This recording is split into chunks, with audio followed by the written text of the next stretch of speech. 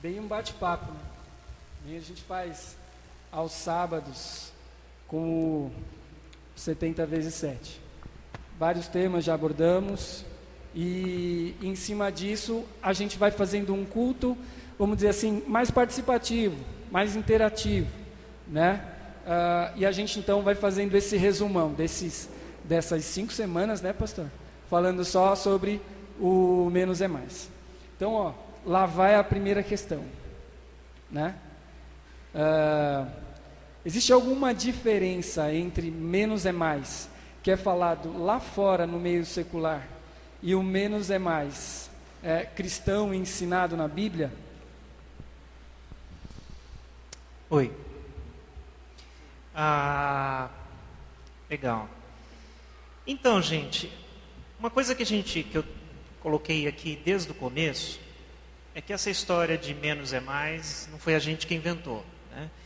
Existe lá fora muita gente que fala desse conceito e ele serve para muitas coisas diferentes, desde a arquitetura, da arte, a questão de decoração. Quando você entende que tendo um ambiente mais simples, menos cheio, é melhor, por exemplo, é pensando o conceito que menos é mais. Então, assim, isso é uma coisa bastante ampla, que as pessoas, um conceito não é nem novo. Agora, tem também aquilo que é colocado hoje como um estilo de vida. Ou seja, as pessoas têm conversado por aí sobre...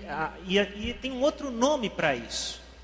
As pessoas têm chamado isso de minimalismo, que tem a ver com a palavra mínimo, que é viver com menos, ou com o mínimo possível. Tá? Então, assim, o que eu achei muito interessante é fazer um diálogo com aquilo que a sociedade já tem conversado e descoberto. Nós ouvimos agora, né, os meninos aqui executaram uma música do Lenine, chamada Simples Assim, e que procura resgatar um lado da vida onde existe lugar para simplicidade. O questionamento aqui é: a vida pode ser mais simples? Será que a vida pode ser mais simples? Então, respondendo essa pergunta, a pergunta foi: existe alguma diferença entre aquilo que lá fora tem se chamado de menos é mais e o princípio cristão? Porque a gente está colocando aqui que Jesus nos ensina isso. Seu ensinamento está repleto disso. E a resposta é sim. Sim, porque o menos é mais lá fora, falando de estilo de vida, tá? Porque tem muita coisa. Menos é mais lá fora tem a ver com o bem-estar pessoal, acima de qualquer coisa. Ou seja, as pessoas de fato descobriram que é melhor viver com menos. É menos preocupação, é menos dor de cabeça, é menos ansiedade na vida, ter menos, fazer menos, cuidar de menos coisas é melhor. Agora, isso não tem nada de extremamente altruísta nisso, ou de um princípio filosófico mais profundo. Não. Nós estamos falando, em primeiro lugar, de bem-estar pessoal. O que me faz feliz? E tem se descoberto, pasmem, que lá fora, que ter menos pode te fazer mais feliz. Então tem a ver com bem-estar pessoal no primeiro momento.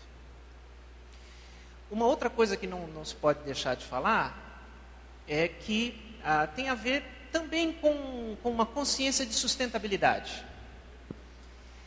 No nosso mundo hoje, a gente tem que dar uma resposta com relação a viver de uma forma mais sustentável, pensando no que lá fora se chama natureza, e nós chamamos de criação. Ou seja, a gente tem que cuidar mais do planeta, a gente tem que cuidar mais dos recursos. Então, menos é mais também é um conceito de sustentabilidade. A gente vai ter menos, fazer menos, consumir menos, por causa do planeta onde nós vivemos. A Rede Globo lançou uma campanha, acho que há alguns meses, intitulada Menos é Mais também, que eles falavam isso, e era uma campanha sobre água, sobre o uso consciente de água. Então, lá fora também se pensa muito em sustentabilidade. Pois bem, quando a gente traz esse tema e pergunta o que a Bíblia fala sobre isso, a coisa é mais profunda. Não tem a ver simplesmente com o meu bem-estar pessoal. Menos é mais na perspectiva cristã, tem a ver, Evandro, com o aprendizado de confiar em Deus, confiar no Pai. E aí é diferente. Porque não é só uma questão de se eu estou me sentindo bem, né, mais livre. A questão do ter menos na Bíblia, se você ler lá Mateus capítulo 6, os princípios que nós temos ali, vão dizer claramente que nós podemos ter menos e viver com menos, porque nós temos um Pai que cuida de nós. Então tem a ver com fé, é diferente. Se eu opto por ter menos, ou pelo menos me preocupar menos, é por causa da confiança que eu tenho no Pai, né, em Deus. Né, você entende? Então, envolve fé. Esse é um aspecto. Só um segundo aspecto é o seguinte: menos é mais na Bíblia é um chamado à humilhação ou humildade, de fato ser menos. O que é uma coisa meio estranha para nós, para o mundo onde a gente vive, mas é um chamado bíblico. Por exemplo, se você tem um personagem como João Batista, que tem um ministério, que a Bíblia o coloca como uma pessoa importante, um homem que trouxe a voz de Deus, a palavra de Deus, preparou os caminhos para Jesus vir, é o profeta que antecede Jesus. Ele tem uma importância fundamental. E quando João Batista vê Jesus, estão seus discípulos aqui, começa um movimento dos discípulos de João começarem a seguir a Jesus, João fala uma das coisas mais bonitas da Bíblia. João diz: importa que ele cresça e que eu diminua. Importa que ele cresça, ele, Jesus, e que eu diminua. João Batista entendeu como as coisas funcionam no reino de Deus. É para que o Senhor Jesus se exalte e seja exaltado, e eu diminua. Então existe de fato um chamado cristão para ser menos diante de Deus. Foi exatamente o que o Fabinho leu na leitura do jovem rico, quando aquele jovem, na sua arrogância, ainda não estava longe de entender o que Jesus queria dizer com o chamado ao discipulado.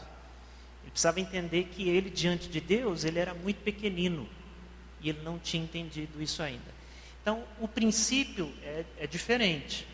Existe esse diálogo, que eu acho bem legal, essa ponte, mas a Bíblia vai trazer algo muito mais profundo para nós. Né? Ou seja, mesmo fazendo aquele montão de coisa, né, o jovem, né, ligado à lei, ele não era suficiente para ele alcançar a graça e o favor do Senhor Jesus.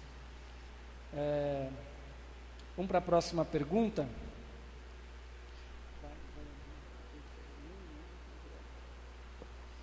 A gente poderia dizer o seguinte, ele está perguntando assim, Eu pedi para vocês, né, quem tivesse perguntas, que mandasse para a gente encaixar aqui. Então aqui a gente já tem uma lista de perguntas.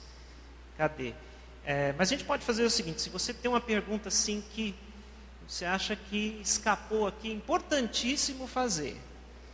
Você vai dar um jeito dessa pergunta chegar ali no Fabinho. Fabinho, levanta a mão. Ele vai escrever, trazer aqui. Se a gente conseguir, se der tempo, conseguir encaixar, tá bom? Ainda dentro do que a gente está falando. Legal. Ok, a próxima pergunta então. E aquelas pessoas que socialmente já têm menos e possuem poucas oportunidades, elas estão livres do vírus, mais é melhor?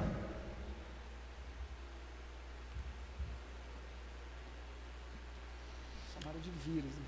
Vírus. As pessoas que têm... Pergunta interessante, né? Ou seja, se você já parte de uma realidade que tem menos, e essa é a realidade de muita gente, não ter oportunidade, não ter trabalho, não ter...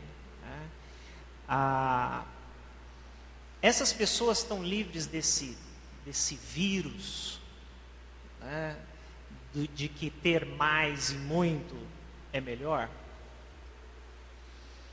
Eu vou dizer que não estão livres. Infelizmente não estão livres. Não é uma questão de condição social. Muitas vezes, o desejo de ter mais e de precisar mais tem muito a ver com o desejo de precisar mais do que Deus na nossa vida. E aí, essa relação cada um vai fazer. A nossa tentação é precisar mais do que Deus para ser feliz, para nos realizar. E essa tentação todos nós temos, independente da condição social que nós podemos ter. Foi lido aqui o texto do jovem rico. O texto do jovem rico é interessante, porque Jesus vai conversando com aquele homem e ele vai tentando se livrar das perguntas, e aí Jesus dá o checkmate nele no final da conversa. Tá bom, você é muito sabido, cumpridor dos... Aí Jesus solta a seguinte expressão: uma coisa te falta. É claro que não faltava só uma coisa, mas é até irônico, porque Jesus sabia que ia pegar no calcanhar de Aquiles dele, no ponto fraco. Uma coisa te falta. Vai, vende os seus bens e depois me segue. Aquele homem saiu triste. Não conta o que aconteceu, se ele pensou melhor, fez o que Jesus mandou ele fazer. Saiu triste. O que me chama a atenção é que Jesus olha para ele e diz: uma coisa te falta. Imagina que você não é o jovem rico. Você é uma pessoa que dá muito duro, trabalha muito duro para conseguir sustento da tua casa. Mora num lugar muito humilde. Nunca conseguiu guardar dinheiro nenhum. Né? Tá ali, aquela luta, tal. Aí Jesus chega para você e vai dizer: uma coisa te falta. Vai, conserta isso, se livra disso. Vamos dizer que Jesus dissesse assim para você: uma coisa te falta. Se livra daquele bule de café que você tem, que você gosta tanto dele. E aí o homem ou a mulher vai dizer assim: não, Jesus, só pode pedir qualquer outra coisa, mas aquele bule de café, não. É de estimação, eu ganhei, veio da minha avó, é maravilhoso, não tem outro, isso não. é uma coisa simples, é uma coisa pequena, talvez até um exemplo bobo, mas está ocupando o lugar do coração daquela pessoa. E é esse o ponto. O que é que está no nosso coração? O que é que nós temos uma relação de idolatria? Pode ser uma conta bancária de milhões de dólares no exterior, mas pode ser uma coisinha muito mais simples, mas está no altar da minha vida. E se Jesus me encontrasse falando, olha, só que você ainda está apegado, ainda idolatra isso, que é tão pequeno. Então, assim, não tem a ver com a condição social, mas com a relação que a gente tem com aquilo que a gente tem e com aquilo que a gente quer ter. É interessante que, acho que é em Timóteo que Paulo fala, aqueles que querem ficar ricos caem em muitas armadilhas. E aí ele continua. Interessante, ele não diz aqueles que são ricos caem em muitas, aqueles que querem ficar ricos. Você pode passar a vida toda querendo ficar rico sem ficar. E vai cair numa armadilha. Porque essa cobiça está no nosso coração, independente da condição social que nós temos. Então esse é um vírus perigoso, né? Chamando de vírus, que a todos nós podemos sofrer. Então, eu vou aproveitar e fazer uma pergunta. Então, dentro desse contexto de humildade, a humildade, de acordo com a Bíblia, não tem nada a ver com condição social, né? A humildade no sentido de menos, de você se humilhar e você reconhecer aquilo que você precisa é de Deus. Trazendo isso para dentro da igreja, né? Como é que está a igreja hoje? A igreja entende esse conceito de menos é mais, ou de humildade? A igreja deixa de ser relevante por causa disso? Em todos os aspectos, nos aspectos de missão, nos aspectos de corpo, de igreja mesmo. Ela deixa de ser relevante por causa desses valores invertidos que vêm para dentro da igreja? Não sei se eu fui tão claro na pergunta. Tentando entender aqui sua pergunta, sim, se a gente não entende o que Jesus ensinou e os princípios que ele estabeleceu, como igreja a gente falha com a nossa missão. Seja dentro, aqui, entre nós, ou lá fora. Do que nós estamos falando, por exemplo? Jesus estabeleceu o exemplo, o padrão. Semana passada nós falamos sobre isso, Filipenses capítulo 2. Paulo vai dizer que a sua atitude seja a mesma de Cristo Jesus. E qual foi a atitude de Cristo Jesus?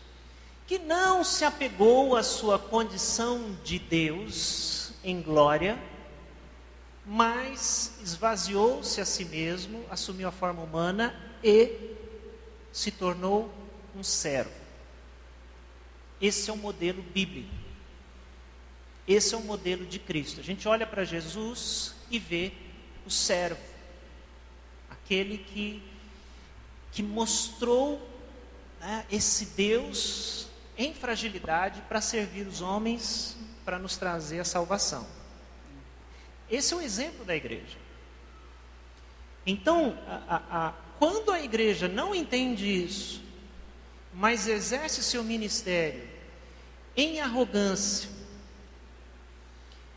se mostrando superior, melhor do que os outros, não demonstrando essa humildade de Jesus, esse desejo de servir, a gente falha.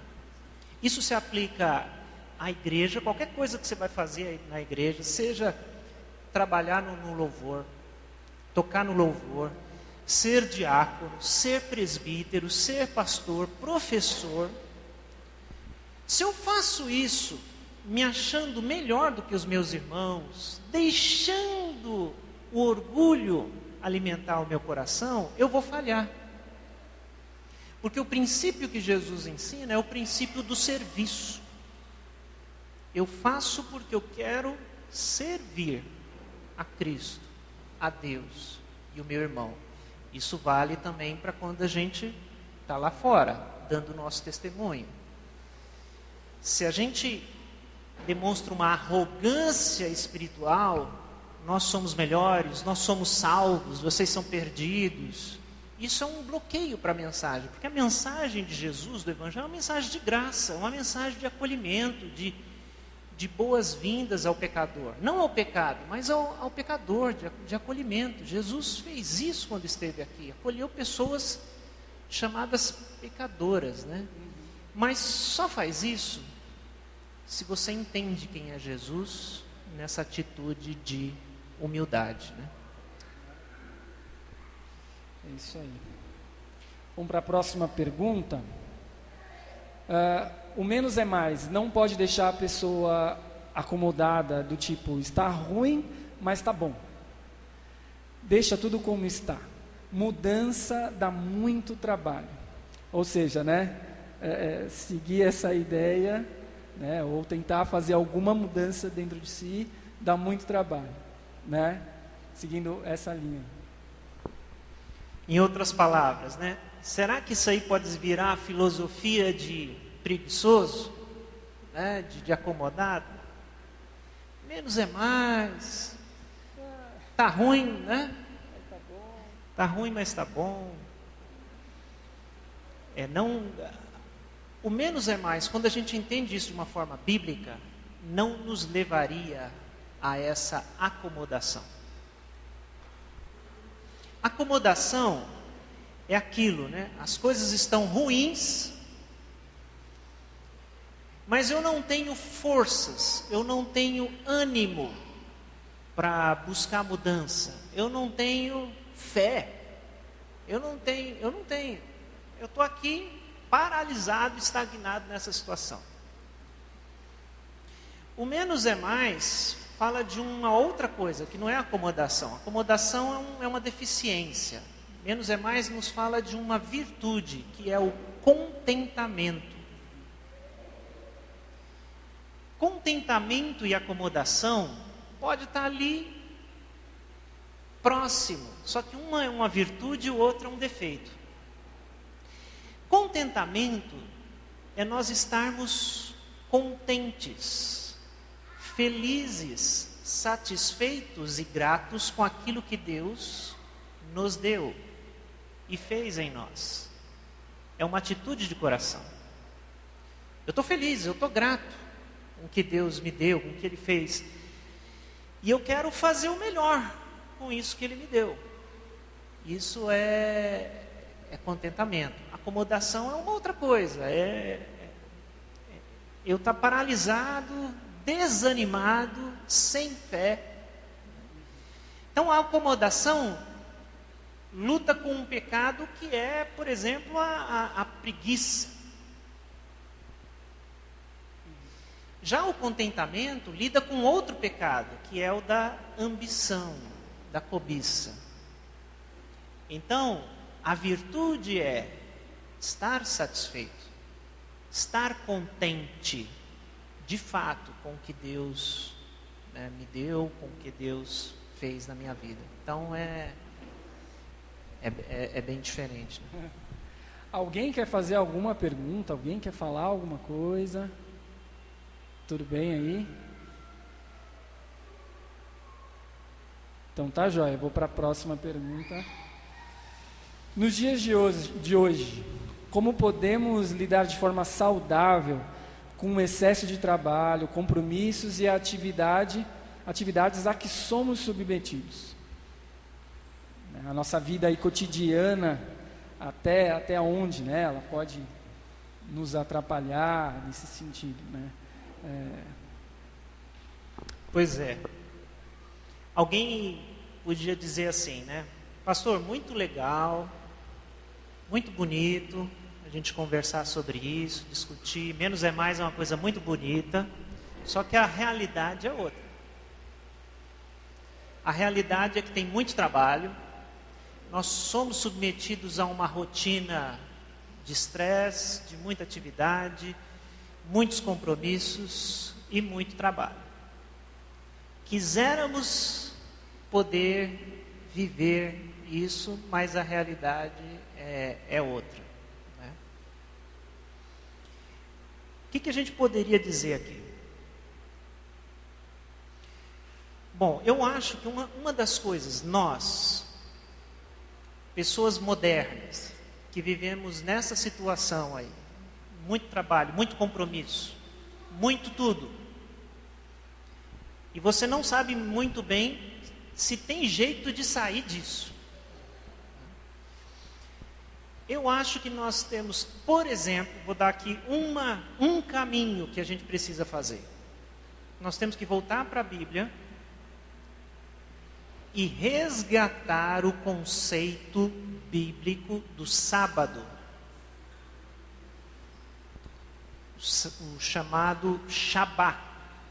O sábado, que é uma lei, não é uma lei qualquer, está nos 10 mandamentos. Nós respeitamos muito tudo que está nos 10 mandamentos, menos o sábado, ou esse é aquilo que a gente... eu não sei qual é a lógica, né? A gente briga com os adventistas, briga com os judeus, mas nós temos um ponto aqui, que há um princípio bíblico, não uma lei rígida, na qual a gente tem que guardar o sábado, da hora que começou até... mas há um princípio. E qual é o princípio? O princípio é: Deus estabeleceu o descanso, a pausa,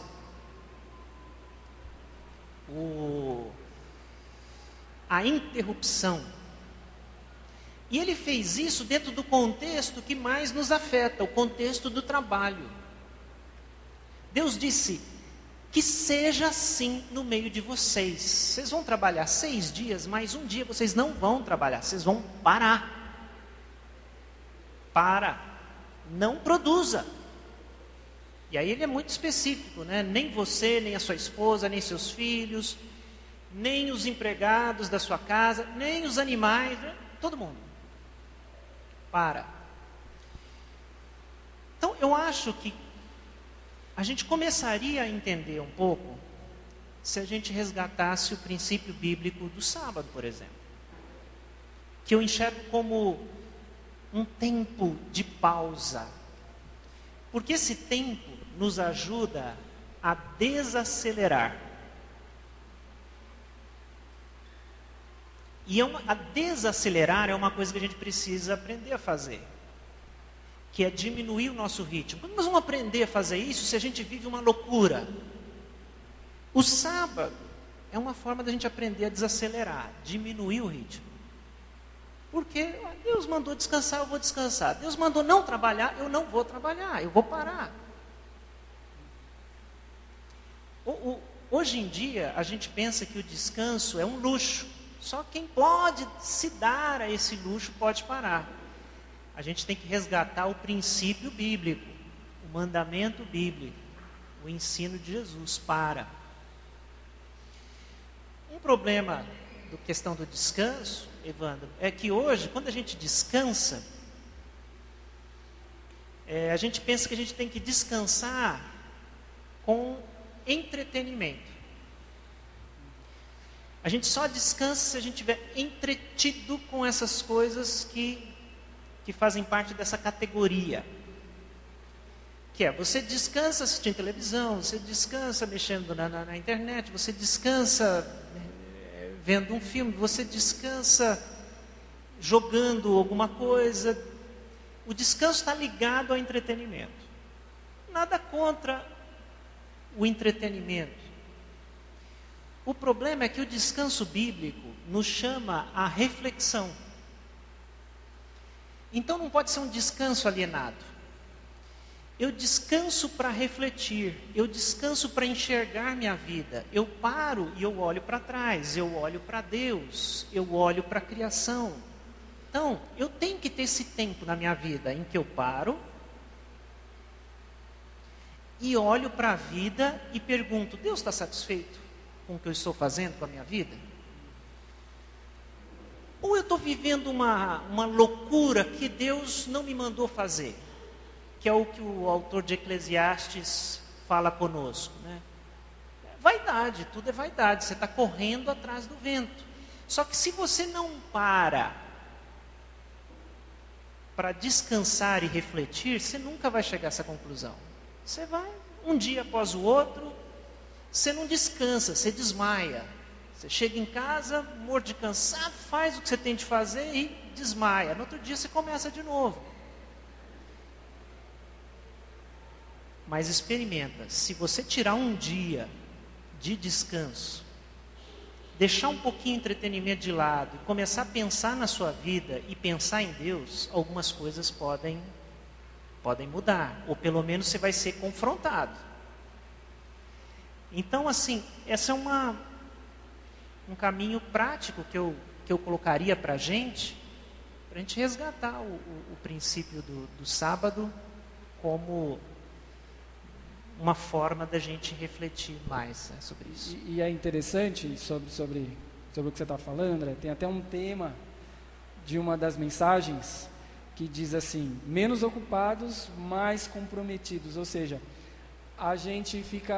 nós ficamos muito ocupados com coisas que não nos levam a pensar ou refletir nas coisas de Deus, deixando de aprender mais sobre Ele mesmo e deixando de saber qual é a vontade dele para nós, né? Então o trabalho, ele em excesso, ele ocupa muito a nossa mente, né? O nosso período de meditação, vamos dizer assim. Então e aí a outra questão do entretenimento, né? Menos conectados, mais contemplativos. As coisas estão aí ao nosso redor e a gente não contempla. Eu lembro do exemplo que você deu da natureza, né? Os passarinhos, e a gente não contempla, a gente não curte isso que é da criação, né? Deus fez para nós, e a gente está preocupado muitas vezes, né, com coisas que não tem nada a ver com a vontade de Deus, né? Indo para a próxima pergunta, André, agora eu vou achar aqui, ó. A teologia da prosperidade, agora vai. Teologia da prosperidade, pregada em muitas igrejas, está em oposição ao ensino de Jesus sobre o menos é mais? Está. Em frontal oposição ao ensino de Jesus, a teologia da prosperidade. A gente aqui não gosta de ficar falando de outras igrejas, não é legal fazer isso. Mas quando você percebe que existe tanta gente falando sobre prosperidade, e você liga a televisão, e muitas vezes você vai encontrar essa mensagem, você liga o rádio, você vai encontrar essa mensagem, aí você vê a necessidade de você tomar uma posição. E eu acredito que sim. A gente aqui está trazendo princípios falando de que ser menos, ter menos, é um chamado bíblico, é um chamado do discipulado de Jesus.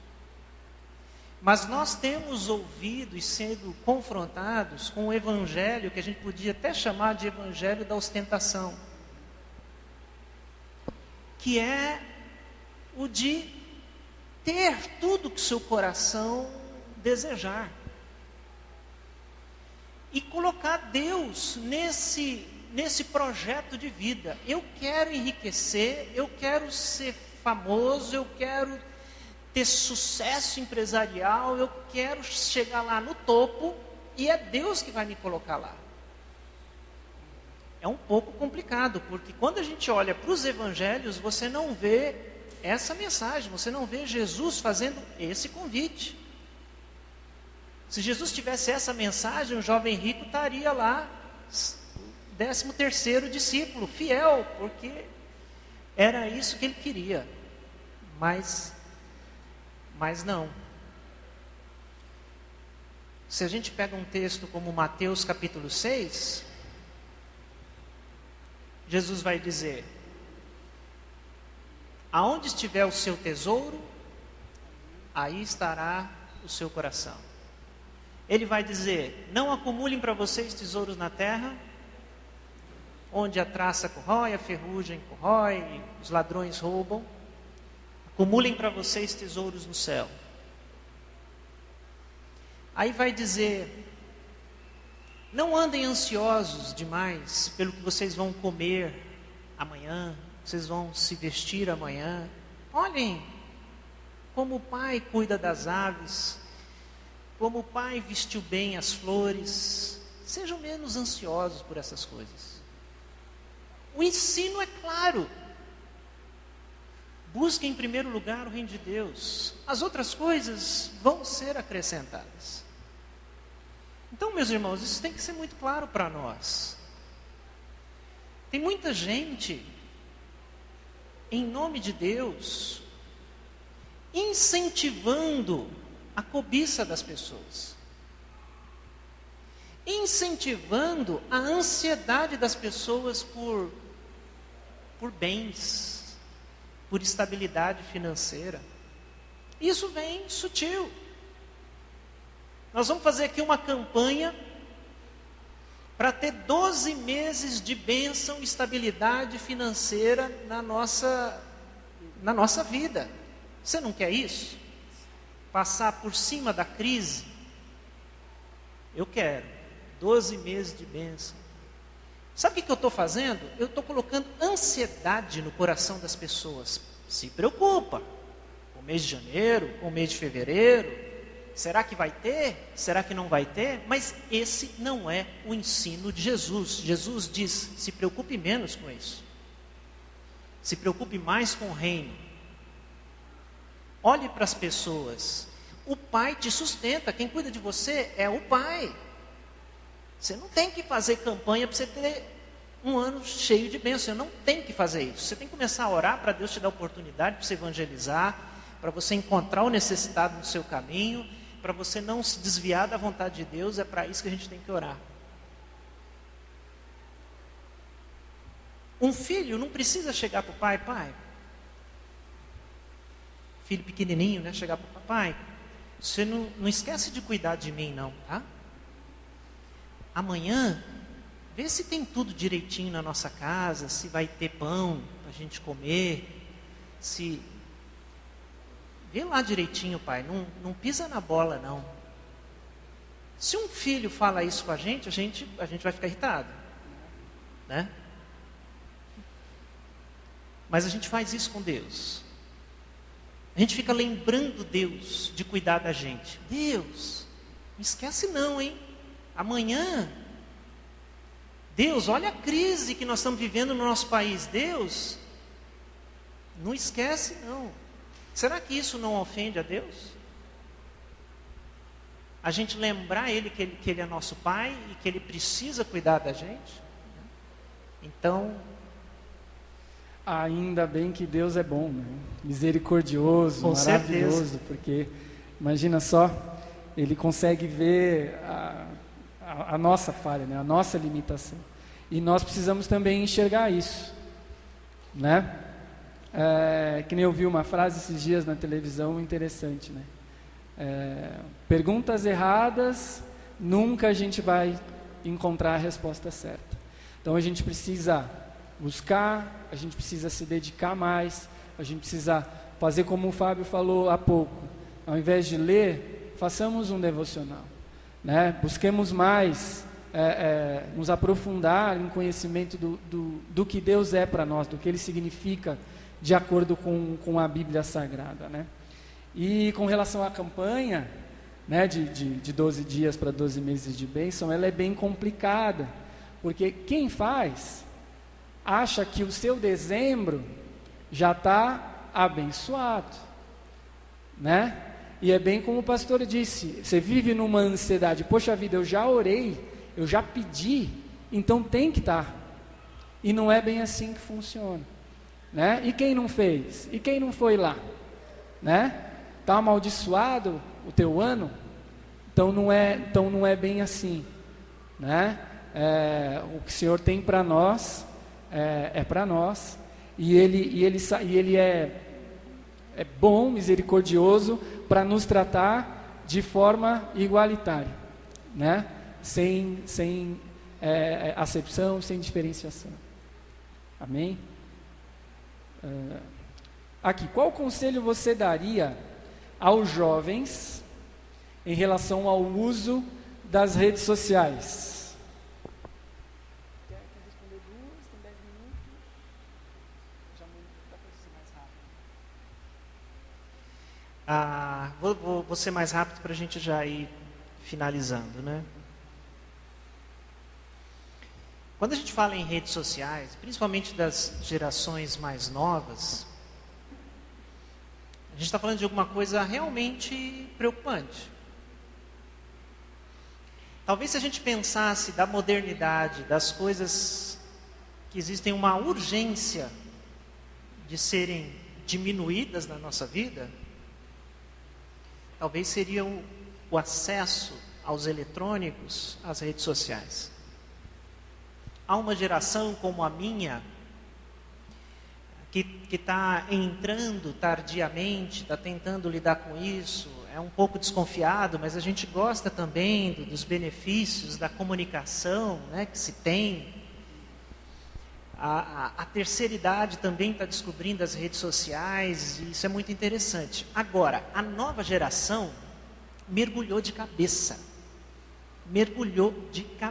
Eles estão completamente dentro disso. Isso é uma coisa que a gente, como sociedade, como pais e mães, a gente tem que pensar. Tem que pensar. Não só para o jovem, mas para a nossa vida. Será que não está demais? Então tem a ver com o que a gente está conversando, né? Tudo aquilo que é demais na nossa vida faz mal. Agora eu diria o seguinte, quando a gente está imerso na coisa, a gente não consegue enxergar isso. A pergunta é: que conselho daria aos jovens? O conselho, eu acho que é de voltar para a Bíblia e tirar, por exemplo, eu falei do sábado. O princípio bíblico do sábado é o princípio da pausa. Eu paro de usar, eu paro de trabalhar para a minha reflexão. Mas se você aplica o princípio, vale. Tudo na nossa vida precisa de pausa. E estar conectado também. E a nova geração vai ter que aprender isso. A gente tem que ter um tempo desconectado. Não pode estar conectado 24 horas por dia. Já há um princípio bíblico para isso. O sábado, experimente ficar sem, desligue. São novas éticas que a gente vai ter que aprender. Na hora do almoço, reuniu a família, vamos dar uma desligadinha no celular, vamos parar, vamos fazer isso aqui juntos, em família. Tem um dia na semana, vamos dar uma desligada, você entende? Isso aí são coisas que a gente vai ter que trazer para nós, pessoalmente, e para a nova geração, para o jovem, para o adolescente, para a criança, também. E aí, se você é pai, mãe, responsável de jovem, adolescente ou criança, você tem uma responsabilidade aí. Porque ele não vai tomar essa decisão. Então, cabe a gente entender que existem limites. Existe aquilo que é suficiente. Vou dar o testemunho. Pensei até que os adolescentes iam estar por aqui hoje. A gente estava refletindo isso em casa já há algum tempo, com relação às crianças, e aí pensando como é que a gente faria isso para ter um pouco de menos, porque a conexão é total, completa, 24 horas por dia. E aí a gente chegou à seguinte resolução: olha, e aí nós passamos isso para a Rebeca, o Gabriel, os nossos filhos. Eles aceitaram, não gostaram, mas aceitaram e é isso. Já tem uma semana. A gente passou a seguinte regra: olha, é o seguinte, eles estudam de manhã. Chegou da escola, até às 17 horas, nada de eletrônico, nada. Desliga o celular, não tem TV, não tem videogame, não tem computador. Você vai se virar, inventa qualquer outra coisa que não seja eletrônico para fazer. Aí é o tempo de descansar, é o tempo de fazer tarefa, é o tempo de brincar, é o tempo de... Mas a gente experimentando essa coisa de mostrar para a nova geração que também tem que desligar. Então, assim, a gente está dando um testemunho, vocês podem achar radical demais, ou pouco. Estou dando testemunho pessoal do que a gente está tentando lá em casa. Né? O fato é que, às vezes, tem muito adulto que está precisando de alguma coisa assim também. Um cortezinho. Mas essas coisas estão tomando conta da nossa vida. Tem gente que pensa que se o celular acabar a bateria, que se ele ficar sem conexão, o mundo vai acabar, que alguma coisa muito extraordinária pode acontecer. As pessoas pensam que não podem mais ficar desconectadas. Isso é um dos excessos do nosso dia a dia. Mas vamos lá. Para a última pergunta, né? Como esse conceito de menos é mais, ele se aplica, ou melhor dizendo, às nossas atividades na igreja, né? Como é que na prática o menos é mais funciona dentro da igreja? Eu falei já sobre isso quando eu comentei que o exemplo que a gente tem é Jesus, e que o princípio que a gente tem é aquilo que Jesus nos ensinou e nos convida, que é de aprender a ser um servo. Então, assim, isso vai influenciar qualquer coisa que a gente faz na igreja, para Deus, lá fora. Então, é muito importante essa atitude, aprender com Jesus. Mas tem uma outra coisinha aí, que é a seguinte.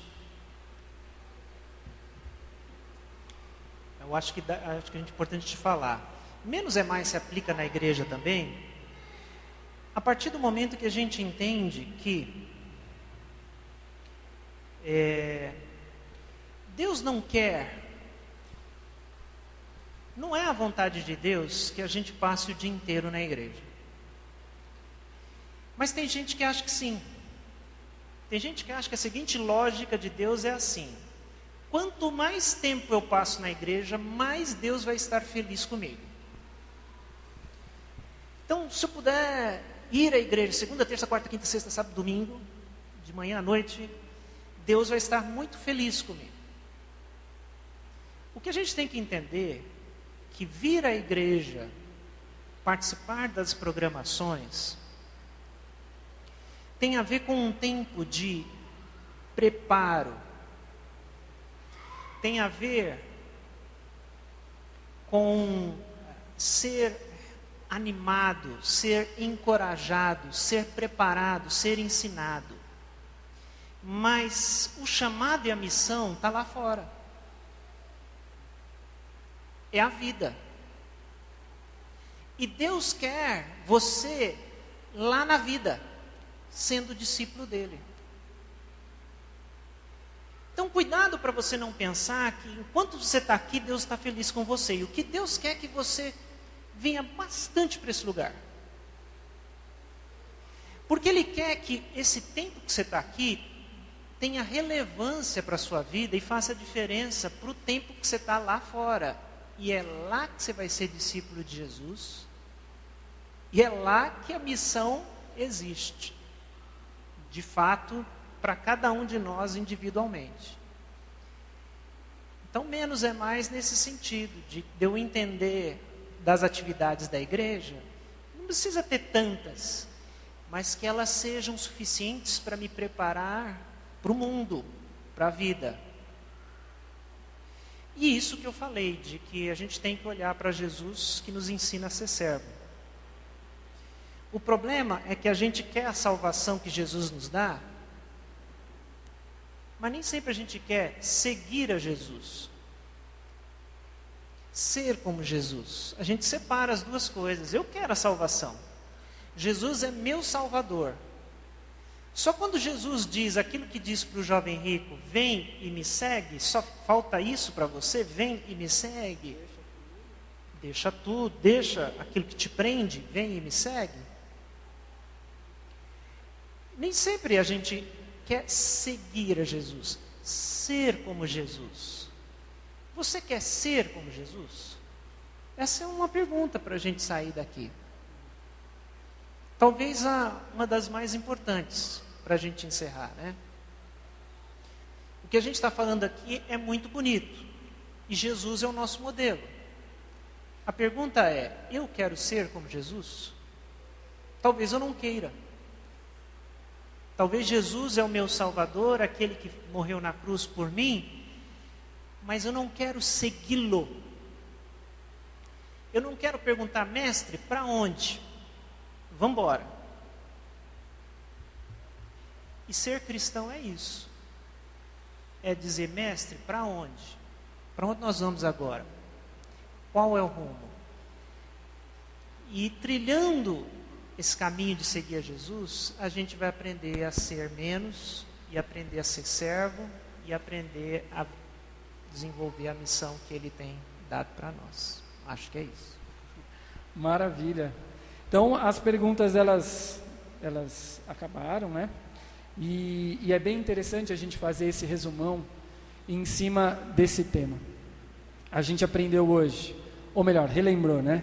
Questões sobre humildade, questões sobre uma igreja relevante, né? De a gente aprender aqui dentro e praticar lá fora, né? E vejo também, pastor, na questão das atividades da igreja, né? A questão da comunhão. É importante a gente, quando sair para fora e enfrentar a nossa semana, a gente sair com a mesma consciência, com a mesma ideia, com a mesma cabeça. Assim como diz lá em Efésios, né? Sobre a unidade do corpo. Nós precisamos estar alinhados no que é vontade de Deus para nós, no que é ser cristão, né? Então, pastor, brigadão, top, né? Aí o pastor fica à vontade para encerrar, fazer uma oração. Tá, vamos fazer uma oração e depois a gente vai ter mais um cântico, né? Mais uma música. Baixe sua cabeça, vamos orar, porque a gente falou hoje sobre temas bastante desafiadores. E nós precisamos pedir que o Senhor faça disso uma realidade na nossa vida de fato. Senhor Jesus, o Senhor conhece nossa vida, nosso coração. A gente quer